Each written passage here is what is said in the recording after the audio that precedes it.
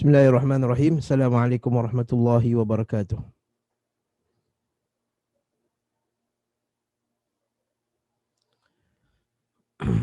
Bismillahirrahmanirrahim. Innal hamdalillah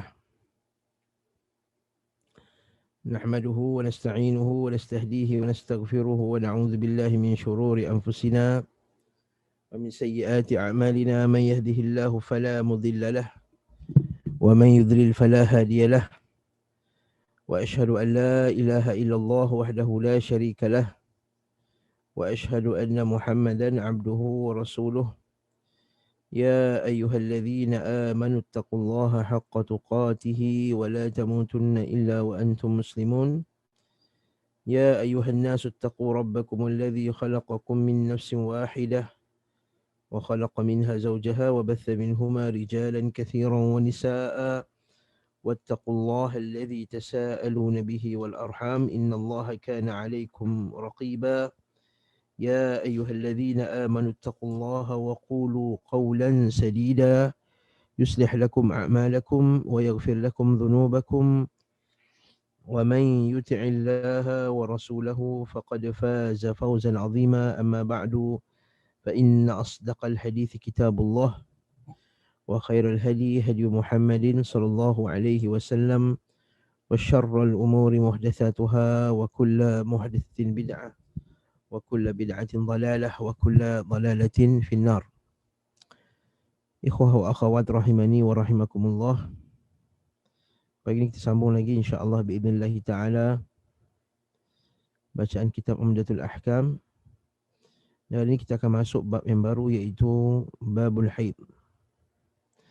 Dalam kitab Umdatul Ahkam ini Syekh rahimahullahu taala beliau tidak mengasingkan bab haid dengan bab istihadah dan juga bab nifas, seperti mana para ulama yang lain lakukan. Biasanya bab haid ni dia akan datang sekali bersamanya perbincangan berkenaan dengan perbincangan bersamanya akan datang sekali perbincangan istihadah dan juga dengan masalah nifas. Seperti biasa, seperti kita nak mulakan satu bab, maka hendaklah kita terangkan dahulu apakah hukum hakam berkaitan dengan bab ini dahulu, kemudian barulah kita akan tengok hadis-hadisnya dengan secara pantas secara lalu. Jadi kita tengok hari ini babul haid. Babul haid, haid ini kalau dari segi bahasa iaitu sayalan, iaitu haid ni dari segi bahasa adalah tumpahan, okey, aliran. Okay. Maksudnya haid ni dari segi bahasa je sayalan. Sayalan maksudnya apa? Aliran, macam tumpahan, banjir, sayalan maksudnya air yang mengalir dengan banyak. Okey, adapun dari segi syarak, haid ni ialah huwa dam al-kharij min farjil mar'ah. Dia adalah darah yang keluar daripada kemaluan wanita min farjil mar'ah ala sabilis sihah. Itu ketika dia masih lagi sihat. Min ghairi sababil wiladah, tanpa sebab al-wiladah, tanpa sebab melahirkan anak. Okay. Apa maksud haid sekali lagi? Iaitu wadamul kharij, darah yang keluar daripada wanita ketika sihat. Ala sabili sihah, maksud kalau perempuan tidak keluar haid, maka dia sihatlah dia. Min ghairi sababil wiladah, bukan sebab melahirkan anak. Naam. Walaunuhu aswadu muhtadim ladza', dan warnanya hitam aswad muhtadim. Muhtadim ni ada dua maksud. Sebagai ulama kata muhtadim iaitu yang sangat-sangat hitam. Ada yang kata maksud muhtadim maksudnya har, panas. Muhtadim ladza'. Ladza' maksudnya muntin. Ladza' maksudnya sakit, muji'. Sebagian kata ladza' maksudnya muntin, iaitu berbau. Dan kedua ladza' iaitu muji', iaitu dia menyakitkan. Maksudnya perempuan kalau keluar dia rasa sakit. Dia ada kanan sikit lah kan, dia kat situ. Jadi kat sini berdasarkan hadis Nabi SAW, okey, dia kata satu hari la kharajna la nara illa al-hajj. Dia kata kami keluar, Aisyah kata, falamma kunna bisaraf hittu. Bila aku sampai dekat Saraf, satu tempat antara Mekah dengan Madinah, aku pun haid. Kan Aisyah masa haji dia haid. Fadakhala alayya Rasulullah sallam wa ana abki. Aku masuk, Rasulullah SAW datang jumpa dia dalam keadaan Aisyah ketika itu menangis. Menangislah nak pergi haji. Dia takut kalau haid nanti tak boleh nak buat haji, tak nak sempurnakan haji. Nabi kata, malaka anfasti. Dia kata, qultu na'am. Dia kata, betul ke engkau anfasti, bernifas maksudnya haid? Kata, na'am. Inna hadha amrun katabahu Allah. Kata Nabi SAW, inilah perkara yang Allah Ta'ala telah tetapkan. Inna hadha amrun katabahu Allah ala banati Adam. Itu perkara yang Allah Ta'ala telah tetapkan ke atas anak-anak perempuan Adam. Faqdi ma yaqdil haj. Maka lakukanlah apa yang orang berhaji buat. Ghaira an tatufi bil bait. Melainkan kamu janganlah bertawaf di bait. Maksudnya boleh buat semua perkara-perkara haji yang lain. Nanti kita akan tengok hadis ni jadi perbincangan panjang di kalangan para ulama. Nabi kata, lakukanlah semua apa yang orang haji lakukan, kecuali janganlah kamu tawaf. Jadi hadis ini dijadikan oleh sebagian ulama mengatakan bahawa perempuan haid juga boleh baca Quran, perempuan haid juga boleh boleh berzikir, perempuan haid juga boleh antara yang paling utama sekali baca Quran lah. Boleh baca Quran. Nanti kita akan tengok nanti perbincangan dia. Baik. Jadi haid ini iaitu perempuan darah yang keluar daripada perempuan yang sihat, haid. Dan dia berapakah dia punya tempoh dia biasa. Tempoh yang biasa aqallul haid, tempoh haid yang paling sedikit sekali sehari semalam.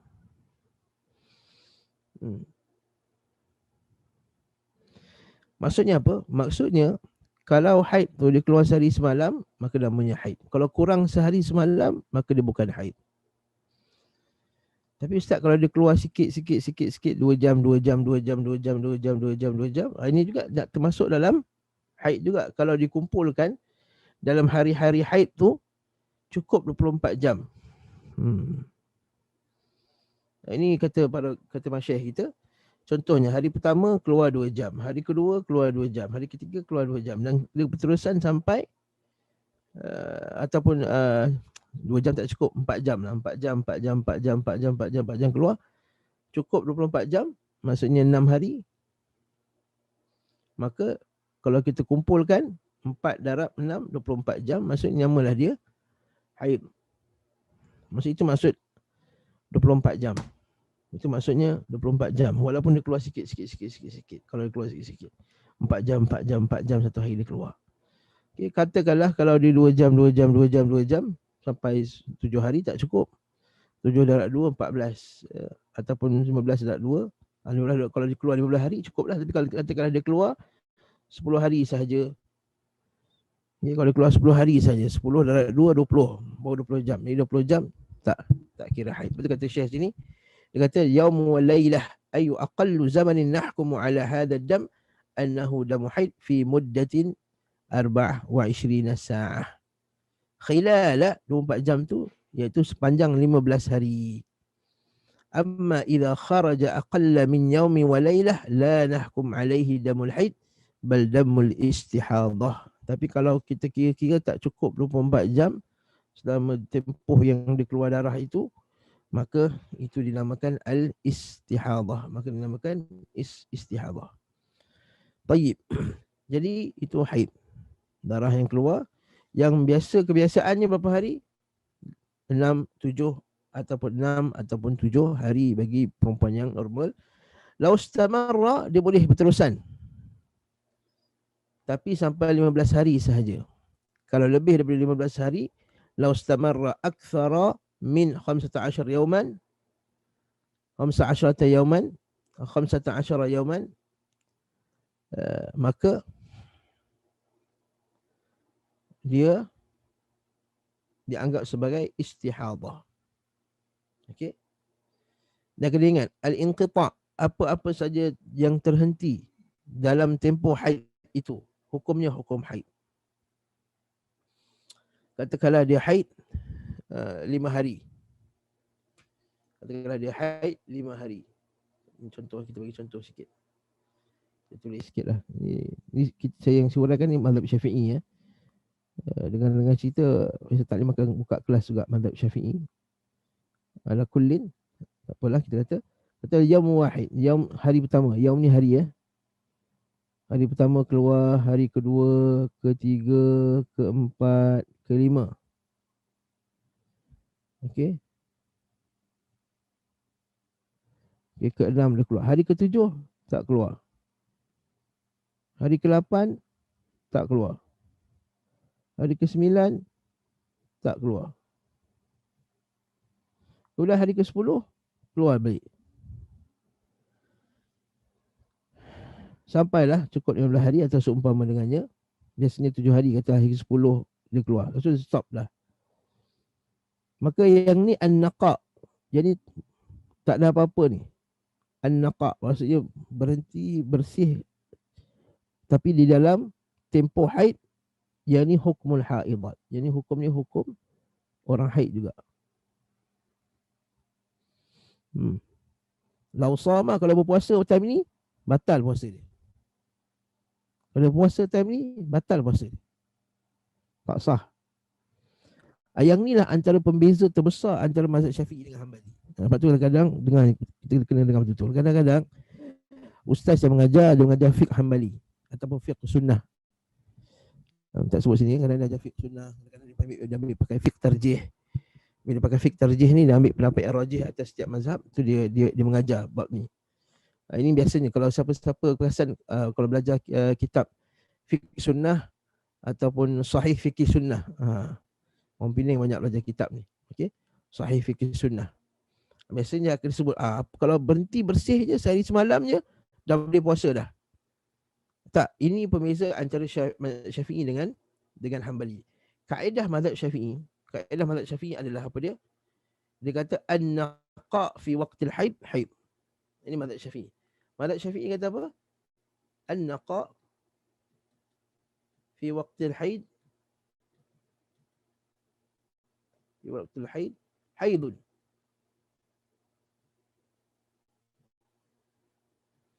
Maksudnya apa? An-naqa. An-naqa maksudnya suci. Suci ketika dalam waktu haid, haid.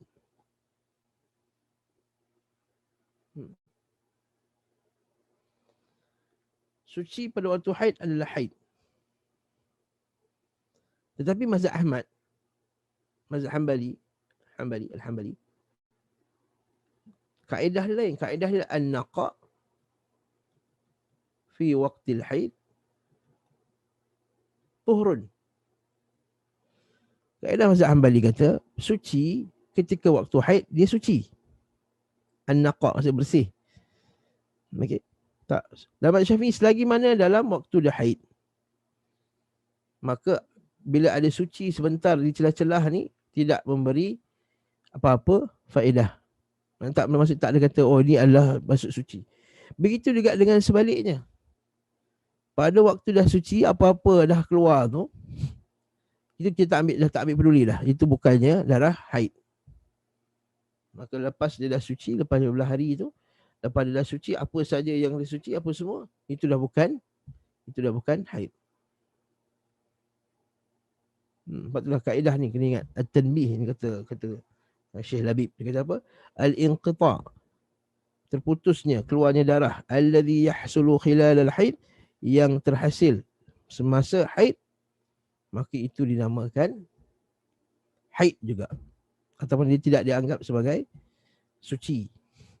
Jadi, kaedah mazhab Syafi'i lah kaedah yang paling mudah sebenarnya. Iaitu kira-kira aja berapa hari yang standard dia ada. Dan dia paling banyak pun 15 hari. Jadi katakanlah dia 4 hari terputus, lepas tu sambung lagi dan cukup sampai 15 hari. Dan bila gabungkan semua hari-hari dah putus-putus tu pun cukup tempohnya 24 jam, maka nama dia haid lah.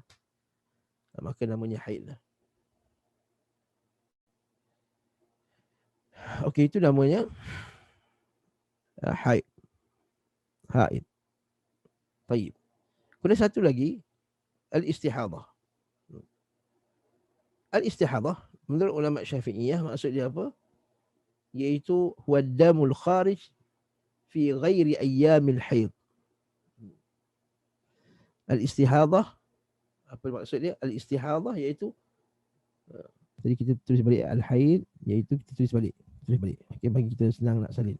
Waddam ialah darah al-kharij min farjil mar'ah ala sabili sihah. Yang ni dalam kitab Mata Abi Suja'. Ustaz tulis ke tu? Ya, saya tulis. Naam. Tak share screen tak? Saya dah share dah. Oh, saya tak dapat. Oh, tak nampak. Okey, sekali lagi. Waddamul kharij min farjil mar'ah ala sabili sihah. Ala sabili sihah. Ala sabili sihah, ketika sihat.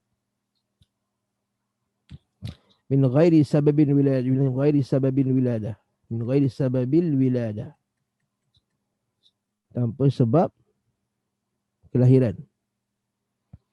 Walaunuhu, dan darahnya walaunuhu aswad. Muhtadim. Ladza'. Warna dia hitam, aswad, muhtadim, ladza'. Kenapa saya tulis? Patutnya ada dalam kitab. Kalau saya buka kitab lagi baguslah. Okay. Sekejap saya buka kitab. Apa saya penatkan diri saya tulis? Sekejap.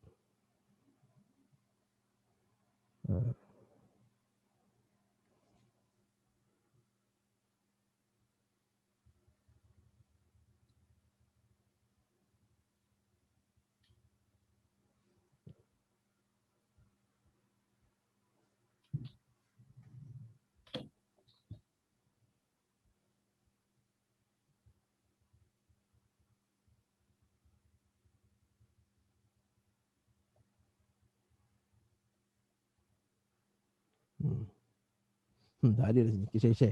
Saya share dari kitab. Share dari kitab tu lah. Senang. Kitab ulama Syafi'iyah. Fal haidu waddamul kharij. Haid tu dah darah yang keluar daripada farjil mar'ah, daripada kemaluan perempuan. Min farjil mar'ah. Lepas tu dalam kitab ni dia kata darah yang keluar daripada farjil mar'ah ni 3 je. Al-haid, wan nifas, wal istihadah. Darah yang keluar daripada kemaluan wanita, haid, nifas dan istihadah. La rabi'a laha. Kata Masyaikh. Tidak ada yang keempat. 3 je. Darah haid, nifas dan istihadah. Yang darah haid ni keluar ala sabili sihat min ghairi sababil wiladah, tanpa sebab kelahiran. Walaunuhu aswad, warnanya hitam. Muhtadim, panas, pekat, hitam pekat. Ladza', dia menyakitkan. Muji', dan juga kalau setengah-setengah wanita bila kena kan macam dia kena makan Panadol apa semua. Ladza', iaitu dia muji', menyakitkan. Setengah pula kata muntin, darah tu. Nifas pula ad-damul kharij aqibal wiladah. Nifas pula darah yang keluar lepas kelahiran. Nifas darah yang keluar selepas kelahiran. Dan maksud lepas kelahiran ni iaitu lepas dah clear dah rahim. Jadi kalau masa keluar tu itu tak dikira. Jadi ad-dam al-kharij aqibal wiladah. Aqibal maksudnya lepas dah keluar nifas. Okey. Nah, jadi kalaulah katakanlah dia mesti sehingga habis. Kalau keluar wanita lahirkan anak kembar, keluar anak pertama dia keluar darah, kemudian anak kedua masih lagi dalam perut, ini bukan lagi nifas. So ada masih lagi ada baby dalam tu. Ada mesti al-kharij aqibal wiladah, lepas dah clear. Dah clear habis dah. Dah keluar habis, darah yang keluar lepas tu barulah dia namakan apa dia? Aqibal wiladah, dinamakan an-nifas, bernama an-nifas. Adapun darah yang keluar sebelum tu itu semua damul fasad. Apapun darah yang keluar sebelum orang perempuan mengandung, sebelum dilahirkan anak, apa saja darah yang keluar sebelum tu darah yang fasad. Tetapi kalaulah dia keluar darah tu, masa perempuan mengandung keluar darah semasa hari-hari haidnya. Okey, maka dia dianggap haid juga. Dan ini pendapat yang asah. Ini pendapat yang terkuat dalam mazhab Asy-Syafi'i al-asah, maksudnya iaitu annal madhhab annal hamil tahib. Di sisi ulama Syafi'iyah, perempuan yang hamil itu boleh haid. Perempuan yang hamil itu boleh haid. Jadi kalau nifas pula masa lepas lahir. Jadi apa saja yang sebelum tu dinamakan apa dia? Tayyib nifas. Apa saja sebelum lahirkan anak dinamakan damul fasad. Damul fasad.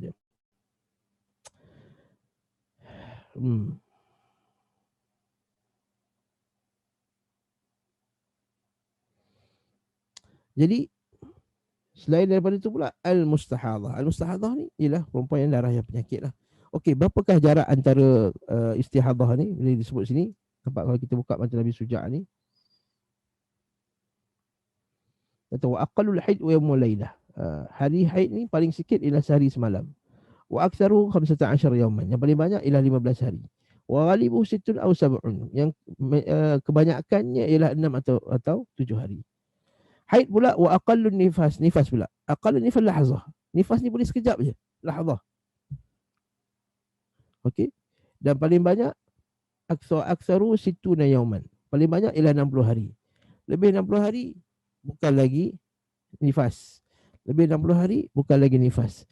Kalau lepas 60 hari itu dia ngam-ngam jatuh pada hari haidnya, maka kita kata dia haid lah. Dia haid lah. Kalau dia ngam-ngam, kalau dia jatuh lepas tu, lepas 60 hari dia jatuh darah dia, tapi bukan pada hari haidnya, maka itu bukan darah nifas dan bukan juga darah haid. Wa ghalibuhu, dan itu adalah darah istihadhah. Wa ghalibuhu 40 yawman, dan kebanyakannya ialah 40 hari. 40 hari. Baik, wa aqallu tuhri. Ini penting. Wa aqallu tuhri, dan waktu suci, wa aqallu tuhri, mana tadi ni? Antara dua haid ialah 15 hari. Wala hadda li aktsari. Maka dan tak ada had bagi yang lebih daripada itu. Okey. Wa aqallu tuhri, contohnya, dan sependek-pendek, maknanya paling pendek tempoh antara dua haid ialah 15 hari. Mesti ada 15 hari. Katakanlah dia haid 1 sampai 7. 8 confirm bersih, 9 dah bersih, 10 dah tak keluar apa-apa dah. Jadi dia tak akan keluar haid kurang lebih 15 hari. Kalau kurang dari 15 hari, dia bukan haid, dia istihadhah.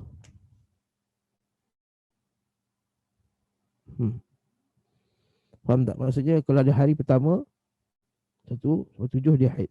Kemudian dia sampai dia bila next haid dia boleh keluar. Minimum kata masyayikh, kata ulama Syafi'iyah 15 hari. Maksudnya dalam sebulan dia boleh ada 2 kali haid. Dia boleh berlaku 2 kali haid. Kalau kita 1 sampai 7 tu campur lagi 15 berapa? 20 22 kan? Okey. Dan sebulan dalam Islam 29 30. Jadi dia takkan ada 2 kali suci. Dia minimum dia maksimum 2 kali haid. Okey. 2 kali haid. Jadi barakallahu fik, tengok kat sini. Okey. Pada salah satu quru' tu 3 kali suci tu memang tepat sekali menurut mazhab Syafi'i. Iaitu perempuan yang bercerai hidup tu, salah satu quru' bersucinya 3 kali, dia 3 kali suci.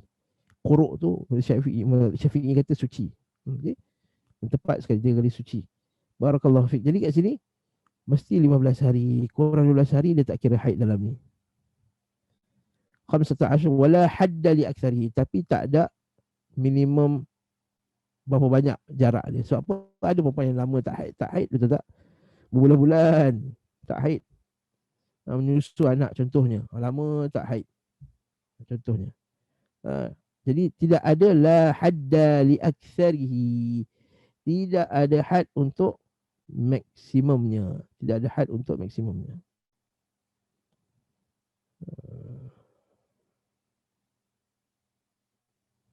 Betul.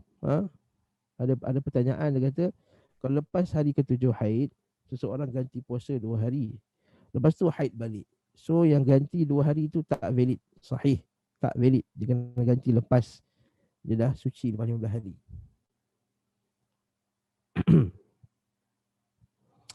Taib. Jadi tak sah. Betul lah soalan tadi tepat. Okey. Boleh tanya ke Ustaz? Silakan. Kalau boleh tanya Haji Tad boleh tak? Dekat chat. Boleh. Okey. Dekat chat Okey. Saya akan cuba jawab dekat chat nanti insya-Allah. Haji Tad dekat chat insya-Allah. Kecuali Haji tak boleh type. Haji Suhaib boleh type ke? Tak apa, saya cubalah. Okey, kalau tak apa Haji tanya. Fadhal. Jadi kalau masalah tak nak dapat kepastian saja.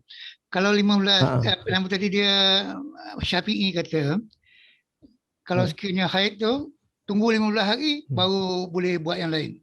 Puasa suci ke suci lah. Bukan. Maksudnya jarak antara 2 haid tu dia mesti 15 itu hari. jarak 2 hari. Tapi kalau kita dia macam kata tadi 6 hari dia dia cuci dia bersih 2 hari. Lepas tu datang balik 2 hari. Itu belum cukup 15 hari. Adakah tu kena tunggu 15 hari betul. Baru di Jangan tunggu je. Jangan tunggu. Mana mandi lah. Dah katakanlah dah bersih dah ni. Masa nak mandi dah bersih dah. Katakan dah bersih. Dia jangan tunggu sampai 15 hari nanti kan 7 hari tak sembahyang pula. Masa dia dah bersih. Katakan dia dah kering lah. Rasa perempuan tu rasa dah kering. Sehari dah kering, dah kira 24 jam dah kering, dia pun rasa dia dah bersih. Maka dia pun solat lah. Tiba-tiba lepas tu rupa-rupanya dia ataupun dia puasa. Kalau solat dia tak payah qada, tak ada isu. Katakanlah dia puasa. Dia puasa tadi kan? Dia nak puasa dah suci, kita puasalah. Tiba-tiba lepas tu keluar haid balik. Dalam tempoh 15 hari tadi. Dalam tempoh berapa hari? Dalam tempoh 15 hari ni. Maka yang dia puasa tadi tu tak sah. Dia kena buat balik lah. Ya. Dia kena buat balik lah. Tapi maknanya memang tak boleh tunggu 15 hari lah maknanya. Apa dia? Memang tak boleh tunggu 15 hari. Maknanya asal maksudnya tak perlu tunggu. Jangan tunggu 15. Jangan tunggu 15 hari. Jangan tunggu. Nanti dia tak semayang. 15 hari tak semayang. Jangan macam tu. Dia macam ni. Katakanlah biasanya, katakanlah dia haid 1 sampai hari ke 7 haid. Jadi dia ingat dah habis. Dia pun ingat. Jadi pun dia tunggu 1 hari dia dah hari ke-17. Tengok dah bersih. Hari ke-8 pun dia pun mandilah. Dia tunggu sekejap lagi, hari ke-8 pun dia mandilah. Dia semayang, dia solat subuh apa semua. Sekali hari ke-9 dia keluar balik. Okey, dia dah tunggu 24 jam dah. Dah tunggu 24 jam. Lepas dia tunggu tu keluar balik. Maka yang ni tu terbatal lah kalau dia puasa time ni. Faham tak Ji? Ya, okey, terima kasih. Ya. Barakallahu fiik. Memang dia kena qada balik lah. Dia kena qada balik. Bukan puasa tadi tu dia kena buat balik. Baik.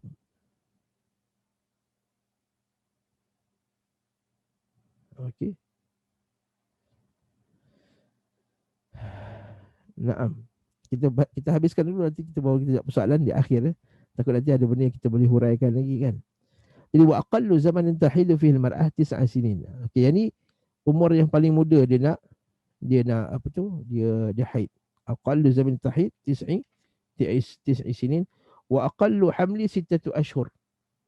Dan perempuan yang paling minimum umur paling kecil dia boleh haid adalah 9 tahun. Kalau tak pelik Dan memang dulu biasalah. Okey. 9 tahun dia boleh haid. Betul Nabi SAW dia bersama dengan Aisyah ketika Aisyah ada 9 tahun. Dan masa tu memang umur awal-awal kahwin, jangan jadi pelik. Jadi memang perempuan bila dia dah haid, dia dah bersedia dari segi fizikal dia. Dia dah bersedia dari segi fizikal dia untuk melahirkan anak. Itu tujuan haid pun. Haid tu dia dah menggugurkan ovum-ovum yang kita dah kan, yang yang tak digunakan itu digugur sekali bersama dengannya. Jadi kita ni sebab kita dah didik anak kita macam budak-budak daripada kecil sampai umur 15 tahun macam budak kecil lagi. Sebab itulah kita anggap bila Nabi kahwin dengan Aisyah 9 tahun tu pelik. Padahal tak pelik. Amru al-As kahwin dengan Amru al-As, ayah dia Amru al-As kahwin umur 11 tahun. Betul, Abdullah bin Amru al-As beza dengan ayah dia 9 tahun 10 tahun macam tu je. Abdullah bin Amru al-As dia beza dengan ayah dia 9 tahun lebih kurang macam tu saja. 9 atau 10 tahun. Sebab apa? Sebab ayah dia kahwin awal 11 tahun ke 12 tahun ayah dia. Tapi zaman tu Amru al-As sahabi jalil. Jadi tak benar lah orang nak bandingkan dengan dulu dan sekarang. Adapun kita zaman sekarang sebabkan perubahan zaman, 9 tahun tu 10 tahun tu macam kanak-kanak. Jadi sebab itulah orang zaman sekarang yang puak-puak liberal ni dia tak boleh bayangkan macam mana 9 tahun. Dia bayangkan 9 tahun zaman sekarang. Ila akhir. Itu cerita lain. Wa aqallul hamli 6 ashhur, dan paling waktu sekejap untuk perempuan itu hamil ialah 6 bulan. 6 bulan. Okey, dan paling banyak ialah 4 tahun dan biasanya 9 bulan. Dan nifas ni, kita sebut tadi kan, nifas disebabkan lahirkan anak. Berapakah waktu yang kalau di sini kan, haid paling sedikit, paling sekejap berapa hari? 24 jam, sehari semalam. Okey, sehari semalam. Sehari semalam. Jadi wa aqallu nifas lahzah. Kat sini nifas ni paling sekejap dia lahzah, sekejap je. Dia boleh keluar sekejap tu dah berhenti dah terus. Okey. Ada tak jarak antara dua nifas? Tak ada lah. Ada tak jarak antara haid dengan nifas? Antara jarak dengan haid dengan nifas ada tak? Kalau ada jarak antara haid dengan haid ada 15 hari. Kan betul tak? Jarak antara haid dengan haid iaitu 15 hari. Ada tak jarak antara haid dengan nifas? Jawapannya tidak ada. Okey.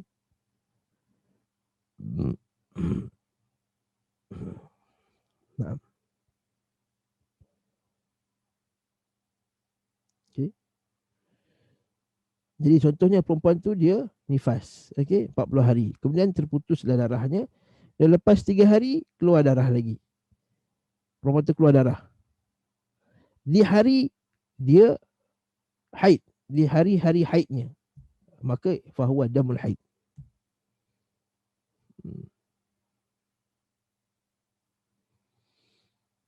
Okey. La yashtarit al-muddah baina nifas wal haid. Tidak ada jarak. Hanya mudah baina al-haid. Okey. Lakin law kanat baina al-fatrah baina al-fatrati baina al-haid wan nifas boleh kurang dari 12 hari. Maksudnya jarak antara haid dengan nifas boleh, nifas dengan haid boleh kurang 15 hari. Haid dengan haid mesti 15 hari. Nifas dengan haid mesti tak ada, boleh kurang 15 hari. Okey, boleh kurang 15 hari. Barakallahu fik. Boleh kurang 15 hari. Naam.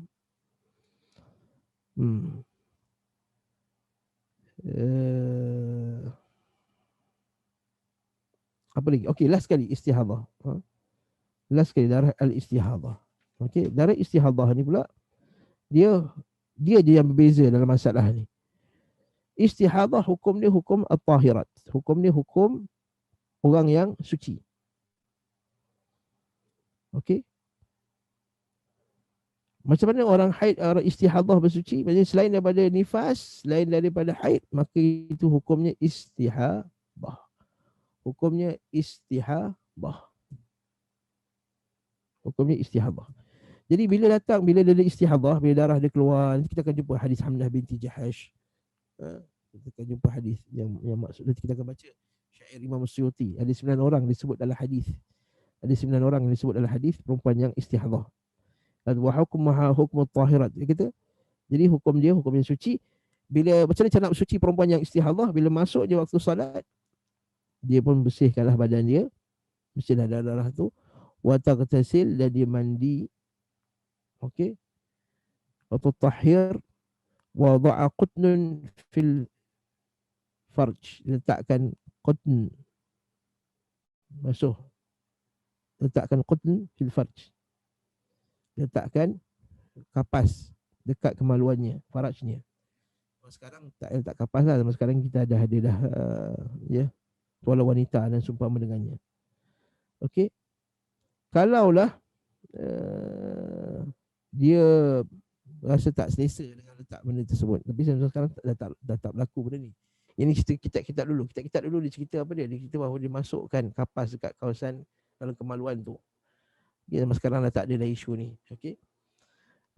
Ataupun dulu dia bincang kalau dia puasa kan, bila puasa tak boleh masukkan sesuatu dalam rongga yang terbuka kan. Tinggalkanlah, cuma dia ikatkanlah kain apa semua di zaman sekarang ni. Okey. Kemudian dia mula-mula dia bersihkanlah, kemudian dia wuduk dan dia solat. Adakah dia sunatkan mandi? Ya, dia sunatkan mandi. Adakah dia kena mandi 5 kali sewaktu? Sehari tidak diwajibkan untuk dia mandi 5 kali lah. Tak diwajibkan dia perlu untuk mandi 5 kali. Cukup dia untuk berwuduk setiap kali dia nak ni. Jadi idza dakhala waqt tatahhir wa taghsil wada' al-qutun, tatawadda', ambil wuduk, kemudian dia mandi, kemudian dia salat, afwan. La tata'akhkhar as-salah. Dan jangan dia lewat daripada salat. Bila dah wuduk tu terus kena salat. Jangan tangguh. Okey. Jangan tangguh. Sebab kalau tangguh nanti dia akan menyebabkan dia tak boleh tangguh. Sebab menangguhkan itu akan menyebabkan dia tak sah. Macam lepas dia wuduk tu dia kena terus salat. Okey. Dia kena terus salat. Dia tak boleh tangguh. Kalau dia tangguh, dia akan terpaksa dia kena ambil wuduk balik. Jadi lau ta'akhkhara tu'idu tuhur, tatahhur. Kalau dia tangguhkan, lewatkan, maka dia kena ulang balik, kena bersihkan balik. Jadi macam mana dia bersihkan, letak kapas, kemudian dia ambil wuduk dan dia pun solat. Dan jangan lewatkan. Yang dibenarkan untuk lewatkan dalam kadar yang tertentu je. Contohnya macam dah dengar azan. Nah, dah dengar azan, nak habiskan azan contohnya. Lepas tu dia tunggu sekejap, dia solat apa dia tunggu baca doa, kemudian dia solat, itu boleh. Yang poin ni lah jarak yang normal lah. Macam kata kalau perempuan tu dia bersihkan, dia buka baju, dia nak pakai baju balik, nak pakai telekong apa semua, kemudian dia solat, itu jarak yang dibenarkan. Tapi kalau dia lepas dia dah suci tu, dia pergi masak dulu, dia pergi makan-makan dulu, kemudian dia baru nak solat balik, tak dibenarkan begitu. Dia mesti lepas kena suci terus kena solat. Lepas suci dia kena terus solat. Baik. Barakallahu fiik. Jadi ini untuk perempuan yang haid. Okey, kemudian dia kata sini wa yahrumu bil haidi wan nifas samaniyata asya. Apa yang diharamkan ke atas orang yang haid dan nifas? Okey, sebelum kita nak jawab apa yang diharamkan haid dengan nifas ni, kalau kita susun macam ni lagi baik. Kita susun dengan cara yang sistematik sikit. Kalau dalam kitab Matan Abi Sujat ni tak apa sistematik sangat susunan dia. Jadi pertama sekali kita kata apa yang diharamkan oleh orang yang berhadas. Orang hadas lah, hadas kecil. Nah ni, hadas kecil. Apa yang diharamkan pertama, salat. Ini diharamkan. Pegang, sentuh mushaf.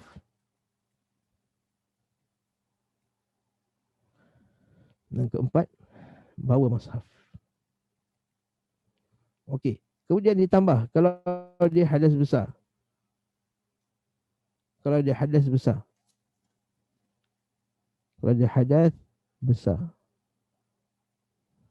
Hadas besar dia tambah lagi. Apa dia? Yang kelima lah. Betul tak? Yang kelima, dia al-lumsu fil masjid. Duduk dalam masjid.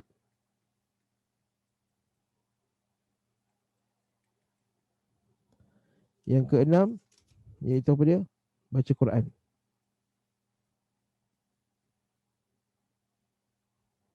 Yang ni yang keenam. Tambah pula untuk perempuan yang haid. Okey.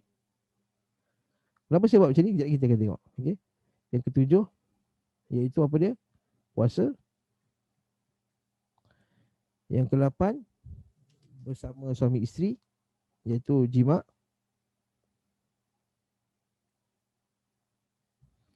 Yang ke-9 beristimta'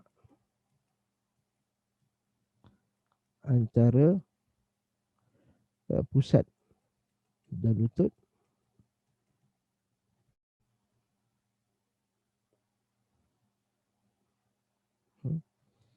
Masuk masjid.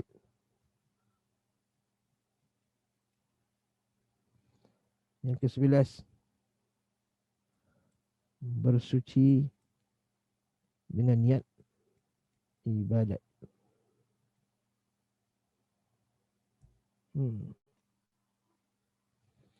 Dah. Kalau kita faham ni, kita faham senang, mudah. Jadi orang yang hadas kecil tak boleh salat, makruf. La yaqbalu Allah salata ahdikum idza ahdatha hatta yatawadda. Tidak sah salat seorang itu bila dia berhadas sehingga dia berwuduk. Tawaf. Hadis tadi, hadis Aisyah radhiyallahu anha, if'ali kulli syai'in, if'ali ma fa'ala al-hajj illa an tatufi bil Ka'bah. Melainkan kamu bertawaf di Ka'bah. Kau lakukanlah semua yang dilakukan oleh orang yang lakukan haji, kecuali tawaf. Hadis ni nanti kita akan bincang. Dia kata lakukanlah semua apa yang orang haji lakukan kecuali tawaf. Bukan maksudnya boleh buat semua benda. Maksudnya jangan lakukan apa yang orang haji buat. Apa yang orang haji buat?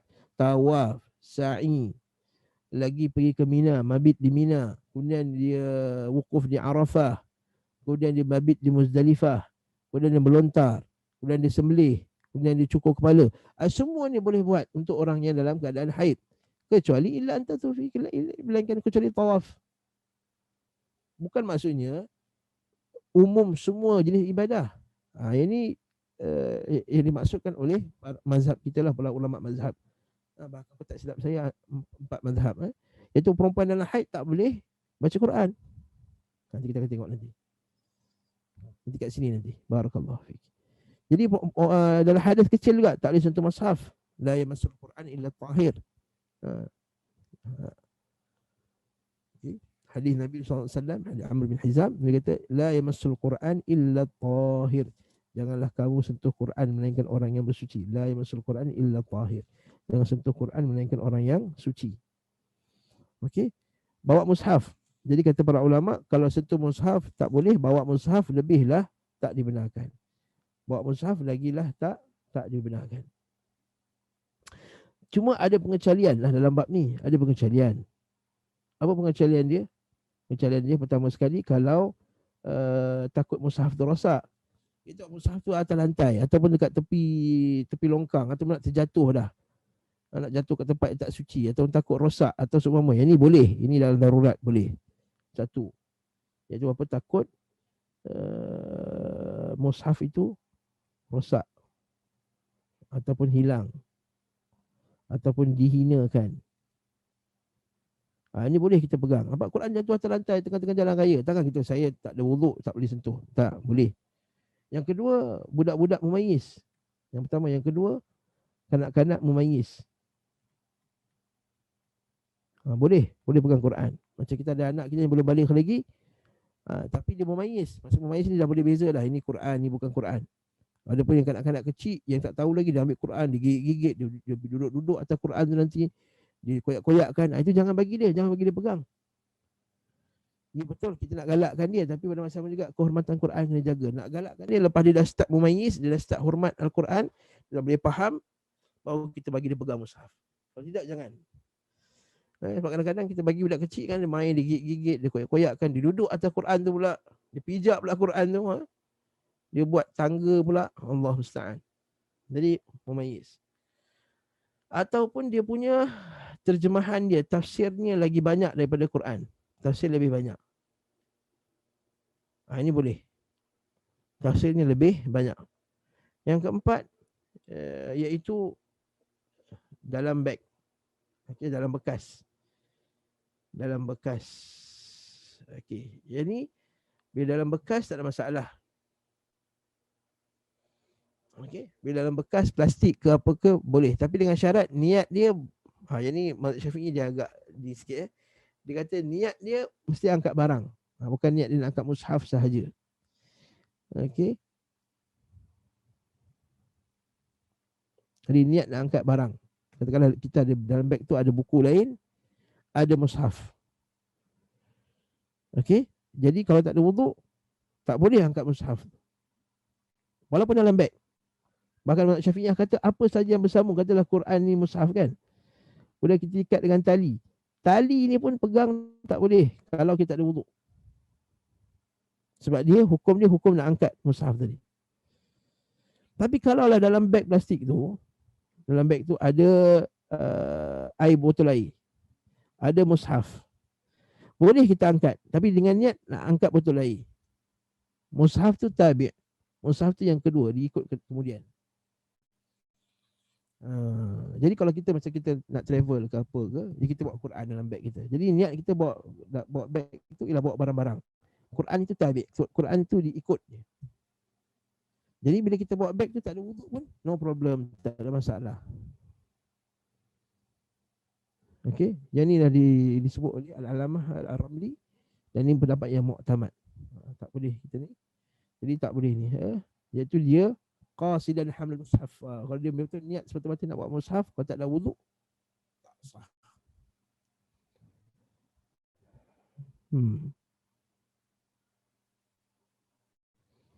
Macam mana pula dengan Quran dalam handphone? Quran dalam handphone dia sama. Quran dalam handphone kenapa boleh pegang walaupun tak ada wuduk? Quran dalam handphone hukum dia hukum ni lah.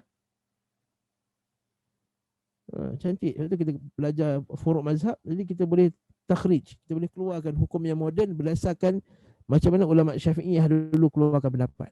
Jadi kita keluarkan pendapat sekarang ni handphone. Handphone boleh tak kita pegang walaupun tak ada wuduk? Sedangkan dalam tu ada Quran. Maka jawapannya boleh. Sama hukum dia macam kita bawa plastik, dalam tu ada Quran dan juga ada benda lain, niat kita nak bawa benda lain. Itu juga handphone, dalam tu ada macam-macam. Ada nombor telefon, ada ni, ada message, ada email, ada kitab, ada semua macam-macam. Tapi dalam tu ada Quran tak? Ada Quran. Jadi dia tidak mengapa. Sebab apa? Dia tabi', dia hanya ikut je. Jadi dia macam haqibah tadi. Dia macam bekas juga. Okey, bila dia hadas besar, ditambah lagi dua. Bila dia hadas besar, ditambah lagi, tak boleh duduk dalam masjid. Al-lubsu fil masjid. Okey. Naam. Seperti kata Allah Subhanahu Wa Taala dalam Quran. Okey. Bila tak boleh duduk masjid kecuali illa abiri sabil, melainkan kamu hanya lalu saja. Jadi orang hadas besar dia boleh lalu dalam masjid. Dia boleh lalu. Lalu boleh. Tapi tak boleh duduk. Al-lubsu fil masjid tidak dibenarkan. Baca Quran tak boleh. Macam hadis Nabi SAW, Nabi kata tidaklah menghalang Nabi SAW ketika berjunub boleh zikir kecuali Al-Quran. Nabi tak baca Quran ketika dalam junub. Dah. Kalau haid pula, bila haid masuk lagi yang dia nifas sekali Masuk lagi yang dia nifas. Sebab ahkamul haid, ahkamun nifas. Ahkamul haid, ahkamun nifas sama. Sawak-sawak sama. Jadi tambah lagi, tak boleh solat, tak boleh tawaf, tak boleh sentuh mushaf, tak boleh bawa mushaf, tak boleh duduk dalam masjid, tak boleh baca Quran. Dan syarat baca Quran ni pula ialah baca Quran dengan suara yang keluar. Syarat baca Quran ni pula baca Quran dengan suara yang keluar. Tapi kalau tak keluar suara, gerakan bibir sahaja boleh dalam mazhab Syafi'i. Baca Quran dalam keadaan tidak mengeluarkan suara, menggerakkan bibir sahaja boleh dalam mazhab Syafi'i. Nanti kita tengok. Okey. Tapi untuk orang yang hadas besar tak boleh baca langsung. Tak boleh baca langsung. Tak boleh baca langsung. Okey, puasa. Jadi untuk haid sama juga, tak boleh baca Quran kecuali dengan keluar suara, tak boleh. Itu untuk orang yang haid. Okey, puasa. Okey, terus pula. Hadas besar boleh puasa tak? Hadas besar boleh puasa. Haid tak boleh puasa. Jima' tak boleh, haram jima'. Istimta' maksudnya bersedap-sedapan. Istimta' maksudnya bersedap-sedapan. Maksudnya kita bersama dengan isteri, kemudian kita meraba-raba dia lah. Kita fahamlah tu Maksudnya bersedap-sedapan antara pusat hingga lutut. Tak boleh kecuali atas atas kecuali ada kecuali kat sini, iaitu kecuali berlapik. Kecuali berlapik. Kecuali berlapik tak ada masalah. Okey, kalau berlapik tak ada masalah. Atas kain ke, itu tak ada masalah. Tapi bawah tak boleh, bawah kain tak boleh. Masuk masjid. Untuk perempuan haid masuk masjid pun tak boleh, lalu pun tak boleh. Okey. Naam. Masuk masjid tak boleh langsung untuk perempuan haid. Beza dengan orang hadas besar. Bersuci dengan niat ibadat maksudnya apa? Nak ambil wuduk. Okey. Wuduk tak sah langsung.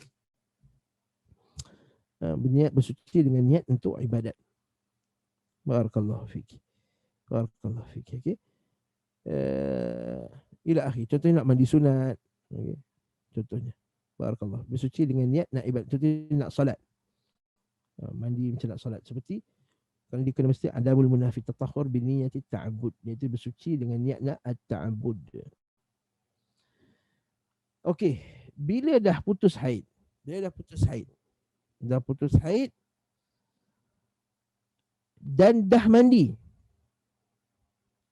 Haid dah berhenti, dah kering dan dah mandi, sudah mandi, maka dia boleh buat semua benda yang dilarang ni tadi.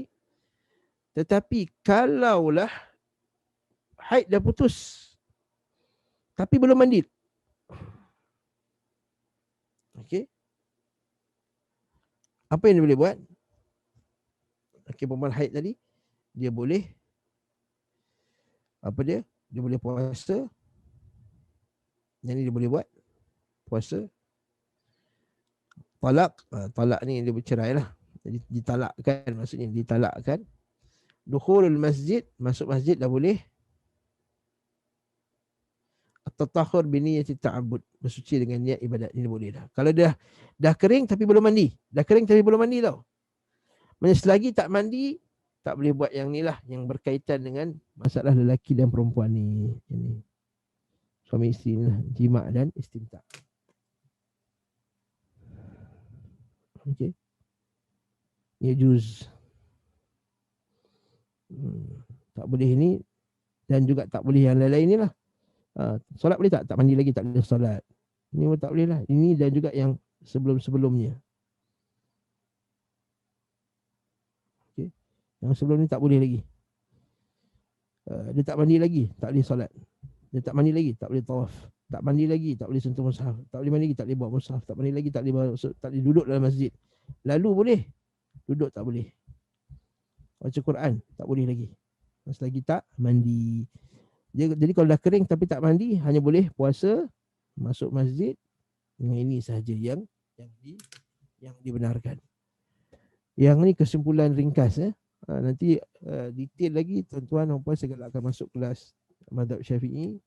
Apa dia dalam pengajian mungkin sebentar lagi akan buka insya-Allah. Dengar-dengarnya begitulah. Hadas besar haid tak boleh zikir. Hadas besar boleh zikir. Tak boleh baca Quran saja. Boleh zikir, tak boleh baca Quran. Mushaf dengan kitab tafsir beza. Ketika haid boleh baca tafsir, tak boleh. Ketika dalam haid boleh baca tafsir. Jadi kalau tuan-tuan katakan tafsir Ibn Kathir, kan tafsir Ibn Kathir kan tebal. Ayat Quran dia dengan tafsirannya, mana lagi banyak tafsirannya, lagi banyak daripada ayat Qurannya, maka boleh. Jadi kaedah dia apa saja tafsiran lagi banyak daripada ayat Quran dia, maka boleh kita pegang mushaf. Boleh tak baca? Boleh baca tapi dengan tak keluar suara.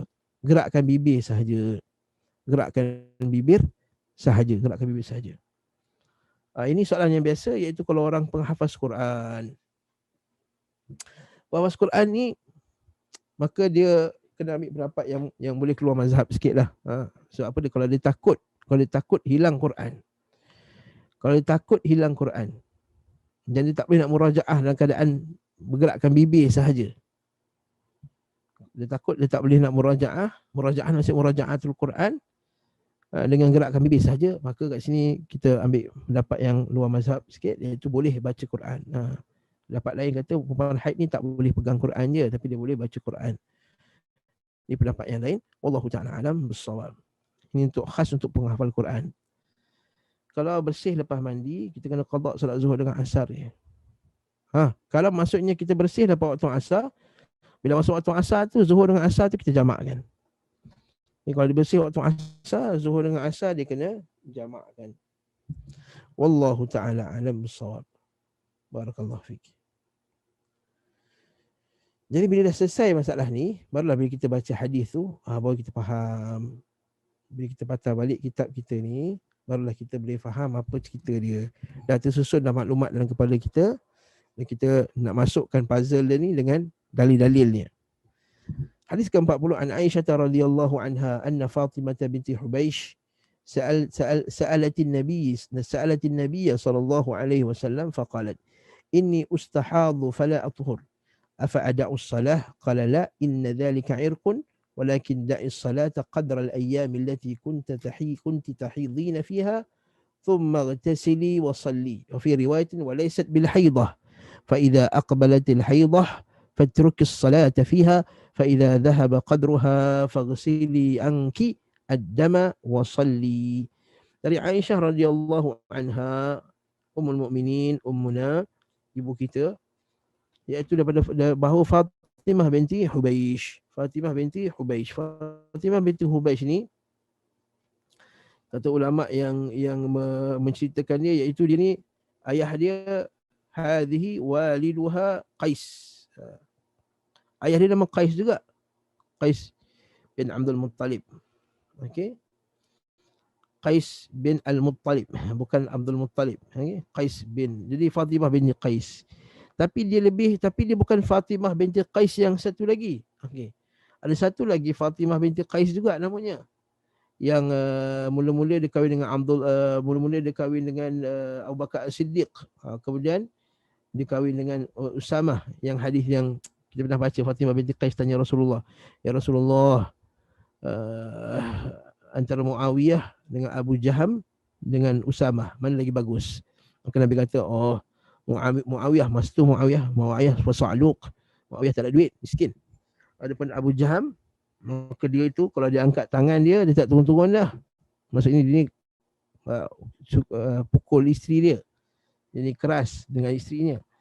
Maka oleh itu kahwinlah dengan Usamah. Masa tu Usamah ni Muawiyah anak bangsawan, Abu Jaham orang yang hebat juga. Usamah bin Zaid, iaitu ialah anak bekas hamba kan.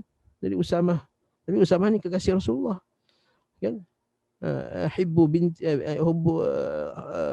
Ibni hibbi Rasulillah, kan? Dia anak kekasih Rasulullah sallallahu alaihi wasallam. Nabi kata kepada Fatimah kahwinlah dengan Usamah. Mula-mula Fatimah macam tak terima juga, tapi Nabi kata ta'atan li Rasulillah, kata Nabi. Ta'atan li Rasulillah, taat kepada Rasulullah. Akhirnya Fatimah pun kahwin juga dengan Usamah, dan barakah dia alhamdulillah, perkahwinan yang baik. Usamah bin Zaid. Naam. Jadi ni Fatimah binti Jahash. Fatimah binti Hubaish, bukan Jahash. Fatimah binti Hubaish sa'alat, dia tanya Nabi sallallahu alaihi wasallam. Jadi ini istihadu, aku mengeluarkan darah istihadah. Jadi kita fahamlah darah istihadah iaitu darah yang selain daripada haid dengan nifas tadi. Fala athhur, aku tak suci. Afa ada'us salah, fala athhur, aku tak suci. Afa ada'us salah, apakah aku nak tinggalkan salat? Dia kata, tidak. Dengan inna dhalika 'irq, dia adalah seperti keringat. Namanya darah yang keluar begitu sahaja, bukan sebab haid. Irq. Lakin da'is salah, tetapi tinggalkan salat qadral ayyamil lati kunti tahidina fih. Tapi kamu hanya tinggalkan salat di waktu haid kamu. Waktu bukan haid jangan tinggalkan salat. Okey. Sebab tadi ini dalil bahawa orang perempuan dalam haid tak boleh salat. Allati kunti tahidina fihi thumma ightasili, kemudian mandilah, wa salli, kemudian salatlah. Maksudnya haid bersihkan, kemudian mandi dan salatlah. Dalam riwayat lain kita walaysat bil haidah, itu bukan haid, kata Nabi sallallahu alaihi wasallam.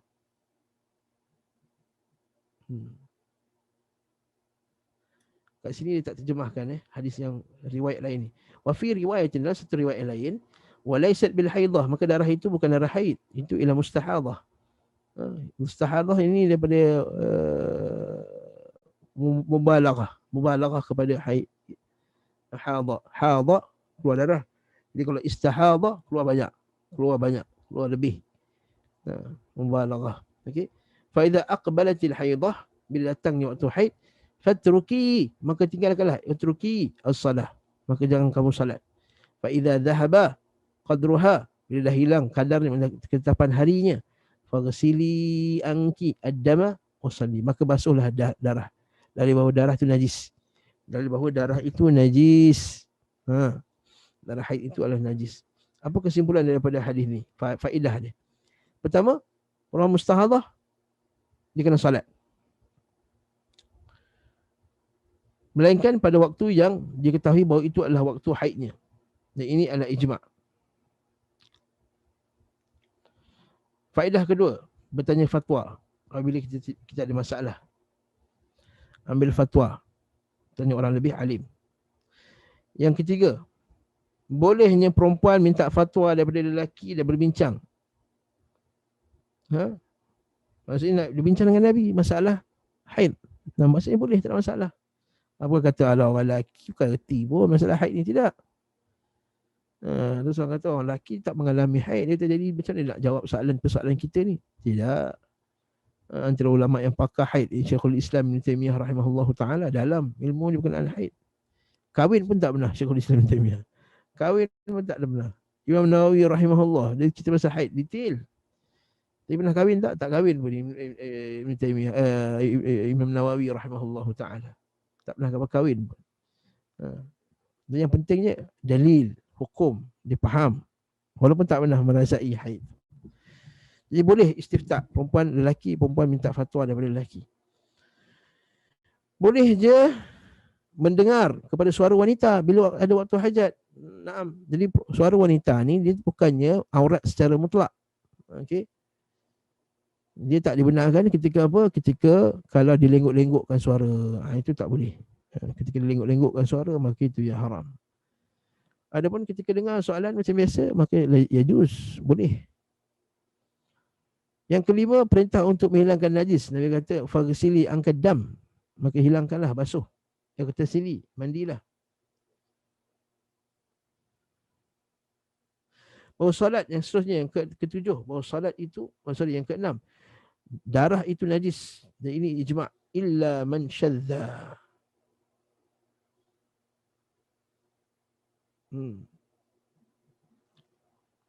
Dari bahawa darah itu adalah najis, wa huwa ijma'un illa man syadza. Melainkan orang yang syadz sahaja. Kata Ibn Mulaqin. Yang kata darah ini tak najis ialah pendapat yang syadza. Syadz.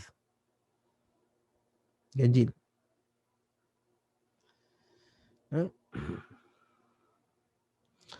Cuma ada beza tak antara darah haid dengan bukan darah haid? Ada beza. Saya nak beritahu darah. Darah ni najis. Darah ni najis. Darah adalah najis. Darah ini najis. Cuma dia ada detail kan. Detail dari segi banyak dan sikit. Okey. Kalau darah haid, banyak dan sikit adalah najis. Titik pun najis juga. Kalau bukan haid, banyak najis. Tapi kalau sedikit, maknanya setitik dua, ni dimaafkan. Dimaafkan, bukan najis, dimaafkan. Ma'fun anhu, sedikit. Okay. Ustaz, sedikit ni apa? Sedikit ni tengok uruf lah. Tengok uruf masyarakat lah. Sedikit banyak mana? Setitik, dua titik, itu dimaafkan. Itu ma'fun anhu. Okey. Yang kedua, dari segi bukan darah haid ni juga, yang banyak ni pula, najis ni pula, dia tengok pula. Kalau banyak daripada orang lain, confirm najis lah. Tapi kalau darah diri sendiri, dia dimaafkan juga. Selagi tidak bercampur. Selagi tidak bercampur dengan yang lain, dengan bahan lain. Kan? Contohnya katakanlah tangan dia luka. Ni tangan dia. luka. Ada luka, darah mengalir-ngalir. Luka darah dia. Ada luka, darah mengalir banyak. Okey. Najis tak? Bagi dia tak najis. Tapi yang syarat jangan campur benda lain.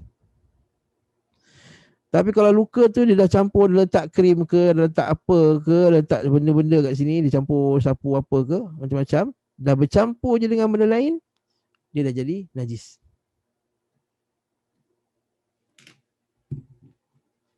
Ini adalah masalah darah.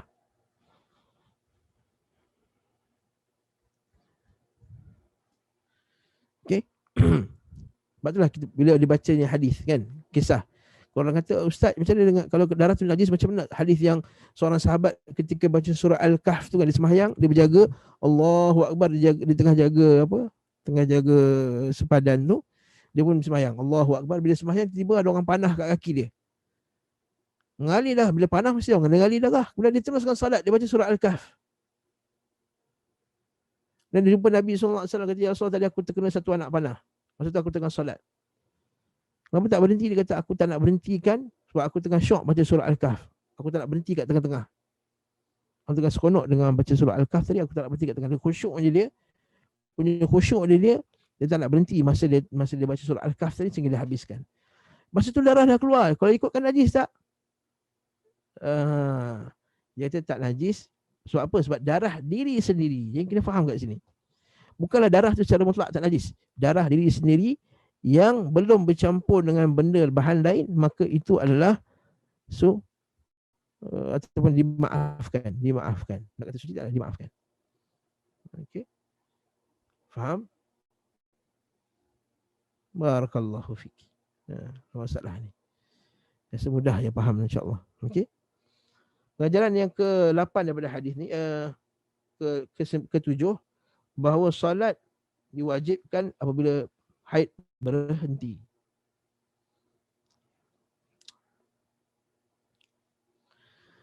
Okey, yang ke-8, bahawa darah solat tidak diberhentikan sekiranya darah keluar seperti mana Omar lakukan ketika dia berluka tadi. Yang saya sebut tadi lah. Barakallahu fiik. Okay. Yang ke-9, darah yang keluar daripada jasad ataupun badan atau seumpama dengannya tidak membatalkan wuduk, tetapi dia najis. Nampak tak? Dia tidak membatalkan wuduk, tapi dia najis. Okey. Walam ya'murha bit-taharati lil haidah fa innahu sahibul ikmal. Na'am sahih amr ila akhirih. Betul, Syekhul Islam Ibn Taimiyah rahimahullah, dia kata dalam majmu' fatwa, dia kata adakah darah yang keluar itu membatalkan wuduk? Dia kata kalau ada wuduk lagi afdalah, lagi bagus, tapi tidak diwajibkan atas pendapat yang lebih tepat daripada para ulama. Syekh Ibn Utsaimin rahimahullah taala ni atau Hambali sekalipun kata ad-damul kharij min ghairi sabilaini min al-anf aw as-sin aw min jurhin aw ma ashbah dhalik fa innahu la yanqudhu al-wudu. Darah yang keluar daripada dua jalan ataupun daripada tempat lain. Darah yang keluar bukan daripada dua jalan. Dua jalan maksudnya haid lah. Dan juga dua jalan sebab apa saja yang keluar daripada dua jalan, iaitu kubur dan dubur, batal kan solat. Ini darah yang keluar adakah membatalkan wuduk? Kita la yang qudul wuduk qalla au kathur, sedikit pun ataupun banyak. Jadi inilah pendapat yang rajih. Pendapat rajih memang tak batalkan wuduk pun. Tak ada yang kata batalkan wuduk. Cuma dia apa dia? Dia najis, tak sah salat lah. Itu je. Najis dan tak sah salat. Yang ke berapa dah? Yang ke-10, meninggalkan salat bagi perempuan haid ini adalah ijma'. Dan tidaklah berbeza melainkan khawarij. Nanti kita akan tengok hadis ni. Aisyah radhiyallahu anha ketika Ma'adah ni anak murid dia. Ma'adah ni anak murid dia, bukannya khawarij. Ma'adah ni anak murid dia kata Aisyah, ni kita akan jumpa hadis ni. Kenapa kita tinggalkan kenapa kita qada puasa tapi tak qada salat? Maka Nabi kata, Aisyah kata aharuriyatul anti, adakah kamu ini khawarij ke? Barakallahu fiik. Okey.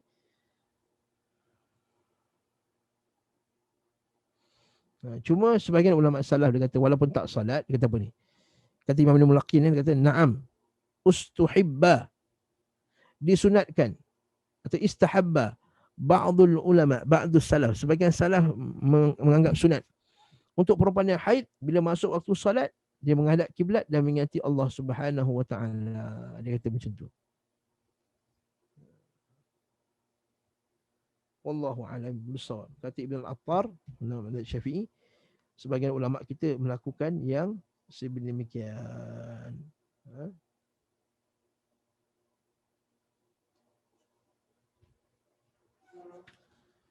Ila khair. Yang ke-11, dalil ala ar-raddu ala ar-radd ila al-'adah. Iaitu dikembalikan kepada adat. Maksudnya kita tengok berapa hari kamu haid. Adat kamu apa hari? Adat saya 7 hari. Maka Nabi kata kiralah 7 hari. Jadi lepas 7 hari itu kalau dah suci, tunggu sekejap dah suci, maka teruskanlah, maka salatlah dia. Dia tunggu maka dah suci, petang dah suci, maka dia salat. Katakanlah lepas tu dia keluar juga haid balik, dia keluar juga haid balik, maka solat tu kira batal lah. Tak ada masalah. Haid tu kira batal lah. Naam.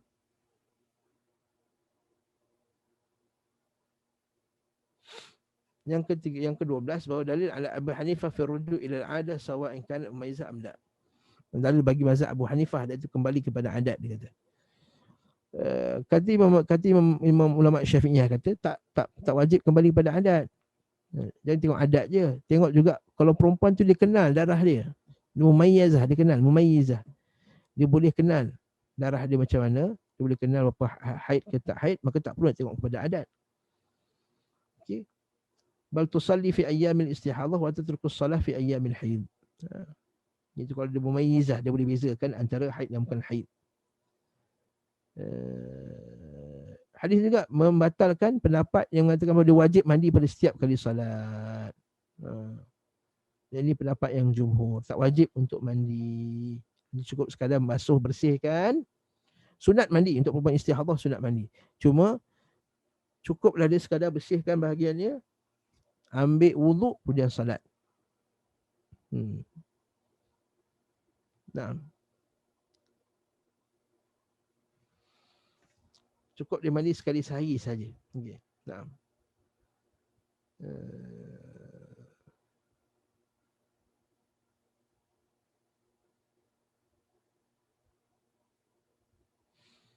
Okey, hadis juga dia kata raddun liqauli man ra'a 'alaiha bil jam'i baina adh-dhuhri wal 'asr. Pendapat ini membantah kepada golongan yang kata boleh jamak zuhur dengan asar. Okey. Barakallahu fiik. Sebab Nabi kata dan buat kalau lakukan ini pada setiap kali salat, dan Nabi tak suruh jamak pun. Naam.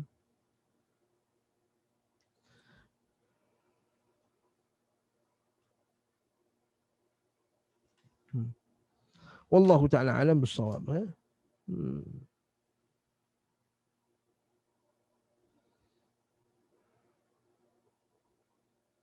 Wallahu ta'ala alam bis-shawab. Kita masuk hadis seterusnya pula. Ada soalan dulu? Tengok.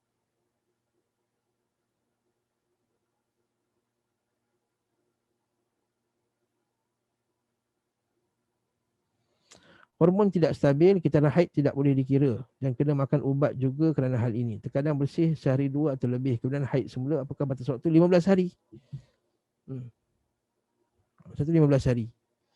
Okay, kalau kita haid dah tak normal, kira je 15 hari. Sekejap keluar, sekejap tak keluar, sekejap keluar, sekejap tak keluar, sekejap keluar, sekejap tak keluar. Maka kumpulkan, cukup tak 24 jam. Okay. Kalau cukup 24 jam, maka dia kira haid dah juga. Okay. Kalau tak cukup 24 jam, lepas 15 hari tak cukup 24 jam lagi, maka dia bukan haid. Okay, dia bukan haid. Dia kira istihadah. Okay, kalau dah dia ada haid, nampak haid, yang dia kenal tu darah haid. Kejap haid, kejap ada. Kejap tak ada, kejap ada. Kejap lain, kejap ada. Jadi kira je sampai 15 hari. Lepas 15 hari, tayyib. Dah kira istihadah. Solat macam biasa. Naam.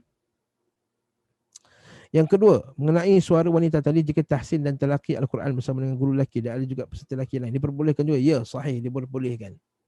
Baca Quran di hadapan perempuan, baca Quran di hadapan lelaki, dengan syarat tidak ada fitnah. Dengan syarat tidak ada fitnah. Dengan syarat tidak ada fitnah. Contohnya macam berdua-dua je. Jangan. Okey. Kalau ada hadapan lelaki lain dan padanya tidak ada fitnah, tidak ada masalah. Untuk perempuan baca. Cuma jangan tunjuk muka lah. Jangan tunjuk muka dia. Okey. Naam. Dan juga peserta lelaki yang lain diperbolehkan juga. Ya, sahih. Diperbolehkan untuk wanita membaca Al-Quran di hadapan lelaki walaupun dengan suara yang kuat, walaupun dengan syarat tidak ada fitnah. Dengan syarat tidak ada fitnah. Okey. Barakallahu fiik. Hadis seterusnya. Mandi untuk istihadah, mandi hadas besar. Tak. Istihadah bukan hadas besar. Istihadah ni bukan hadas besar. Istihadah dia tak masuk hadas pun. Dia macam orang lain, betul dia boleh solat. Cuma disunatkan mandi. Mandi apa? Mandi untuk bersihkan badan. Bukan sebab nak angkat hadas besar. Kalau lah maksud dia mandi macam hadas besar, ialah mandi macam hadas besar lah. Dia nak bersihkan badan dia. Maksudnya kesucian, nak bersih tu lebih baik. Puan Maimunah tanya, benda lain tu izinnya apa Ustaz? Benda lain apa ni Puan Maimunah? Saya tak faham apa maksud benda lain tu apa. Tadi Ustaz cakap kalau darah tu darah sendiri dicampur dengan benda lain. Maksudnya campur krim, campur ni macam guru saya kata Dr. Labib Najib kata, contohnya orang Yaman dia ada style dia ada luka, dia akan tumbuk daun. Apatah daun apa benda, daun teh ke daun apa dah. Dan dia akan sapu atas luka tu. Jadi bila darah tu keluar dan campur dengan bahan-bahan tadi tu, dah bercampur tak? Bercampur lah. Maka najis lah.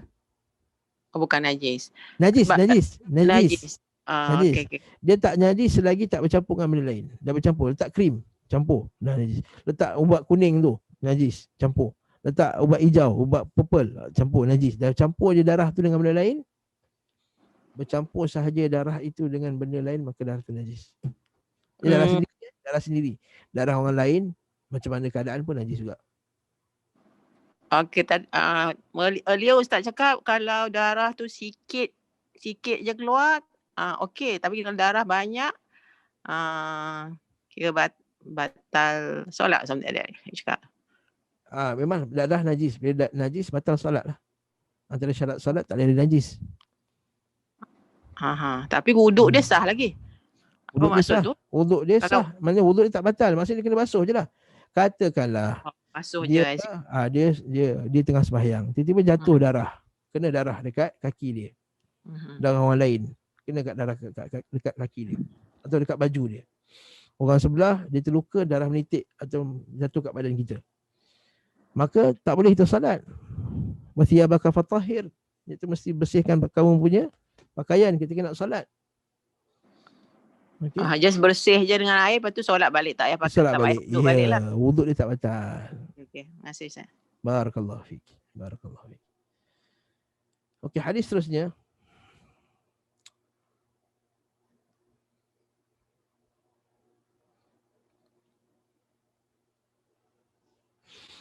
Soalan tadi yang puan tanya tadi berkenaan, Naimah tanya berkenaan dengan tahsin Quran. Maksud saya tahsin Quran baca dengan tartil yang biasalah. Innal ladzina kafaru sawa'un 'alaihim a'anzartahum. Macam tu boleh. Jangan tarannum. Tarannum tu dah lenggok-lenggokkan suara. Tarannum dah lenggok-lenggokkan suara. Lenggok-lenggokkan suara la yajuz. Lenggok-lenggokkan, jangan lenggok-lenggokkan di hadapan orang lelaki. Naam. Yes. Bacakanlah tahqiq sahih. Nak baca kadar untuk tertil, macam kita tentang belajar kan, dari tajwid tu, baca tertil, tahqiq baca slow. Kan? Innal ladzina kafaru sawa'un 'alaihim a'anzartahum. Macam itulah baca tahqiq. Maka itu boleh walaupun di hadapan. Nah. Barakallahu fiik. An Aisyah radhiyallahu anha anna Ummu Habibah istihidat. Masa dah tak ada 5 minit lagi. Boleh jugalah. An Aisyah radhiyallahu anha anna Ummu Habibah ni ulama bincang kat sini. Ummu Habibah kan adalah Ummu Habibah isteri Rasulullah SAW atau Ummu Habibah yang lain. Ada satu lagi Ummu Habibah yang dibawa Abdurrahman bin Auf, iaitu adik-beradik kepada Zainab binti Jahash. Zainab binti Jahash ada adik-beradik, Hamnah dan satu lagi Ummu Habibah. Dan sebagian ulama kata Ummu Habibah ini ialah yang tu, adik-beradik Jahash tadi. Adik-beradik kepada isteri Rasulullah, Zainab binti Jahash. Ada kata Ummu Habibah ni memang Ummu Habibah. Ada kata pula inilah Zainab. Barakallahu fiik. Jadi macam-macam pendapat dalam masalah ni. Itu anna Ummu Habibata ustuhidat 7 sinin. Masya-Allah, 7 tahun di istihadah. Fasa'alat Rasulullah sallallahu alaihi wasallam an dhalik fa amaraha an taghtasil. Nabi suruhkannya untuk mandi. Qala fa kanat taghtasil li kulli salah. Maka dia pun mandi pada setiap solat. Masya-Allah, macam mana pula ni? Waktu hadis ni kita tak sempat nak huraikan. InsyaAllah kita akan huraikan. Hadis ni nampak macam kena mandi setiap kali solat ni untuk berbanyak istihadah. Macam mana kita nak menjawabnya? InsyaAllah fi darsil qadim bi'idhnillahi ta'ala. Bi'idhnillahi ta'ala.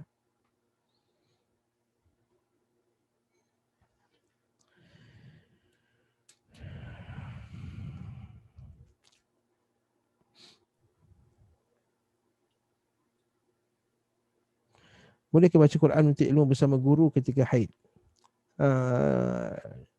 Nak datang kelas boleh. Nak dengar ustaz tu mengajar boleh. Tapi baca tak boleh lah. Okey? Baca tak boleh lah. Bolehkah baca Quran menuntut ilmu bersama guru ketika haid? Tak boleh. Tidak boleh. Bila haid tak boleh baca Quran. Guru ke tak berguru ke? Syekh bin Baz rahimahullah tanya. Soalan yang sama juga. Perempuan ketika haid tak boleh. Masuk masjid pun tak boleh. Jadi macam mana belajar? Kalau dia kata kalau dia dengar sahaja, boleh.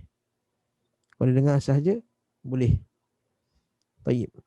Katakanlah dia belajar. Tapi ada pun nak baca dan kena baca, kena sebut dengan mulut, maka tidak boleh bagi perempuan yang sedang dalam haid. Wallahu a'lam. Naktafi bihadzal qadar. Nas'alullah al-azim rabbal 'arsyil 'azim an yaghfir lana jami'an wa an yaghfir masyayikhina wa tullabina